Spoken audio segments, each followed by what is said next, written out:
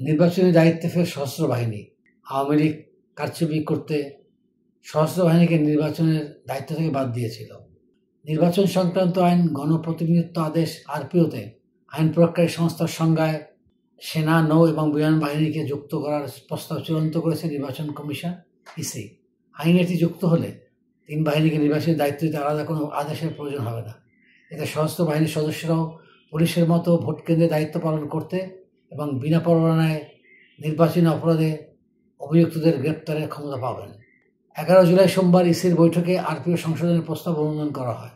সেখানে সশস্ত্র বাহিনীকে সংজ্ঞাভুক্ত করা ছাড়াও কোনো আসনে একক প্রার্থী থাকলে না ভোটের ব্যবস্থা রাখা, ভোট বন্ধে নির্বাচন কমিশনের ক্ষমতা বাড়ানো, নির্বাচনী কর্মকর্তাদের শাস্তির বিধান করে স্পষ্ট করা, ইলেকট্রনিক ভোটিং মেশিন ইভিএম ব্যবহার সম্বন্ধে সব বিধান বাদ দেওয়া সহ আরও কিছু প্রস্তাব অনুমোদন করা হয়। এগুলো অধ্যাদেশ জারি করে আইন অন্তর্ভুক্ত করা হবে। ইসির বৈঠক শেষে নির্বাচন কমিশনার আবুল ফজল মোহাম্মদ সানাউল্লাহ সাংবাদিকদের কাছে ইসির সিদ্ধান্তগুলো তুলে ধরেন।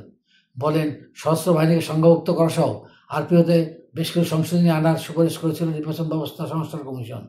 তবে কমিশনের সব সুপারিশ হুবহু রাখা হয়নি।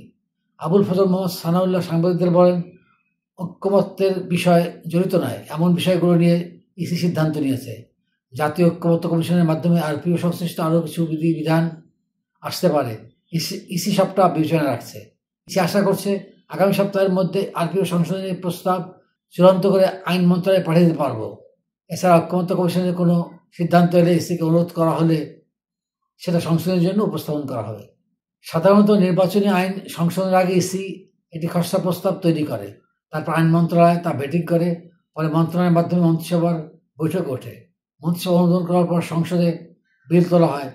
তবে সবসময় ইসি যেভাবে প্রস্তাব করে সেভাবেই আইন পাশ হয় তা নয়। মন্ত্রিসভা বা সংসদ এখানে পরিবর্তন আনতে পারে। এখন সংসদ না থাকায় ইসির প্রস্তাব যাবেই অন্তর্বর্তী সরকারের উপদেষ্টা পরিষদে, পরে রাষ্ট্রপতির অধ্যাদেশের মাধ্যমে প্রয়োজনীয় সংশোধনী আনা হবে। কতগুলো সংশোধনী আসবে তা মূলত নির্ভর করবে অন্তর্বর্তী সরকারের সিদ্ধান্তের উপর।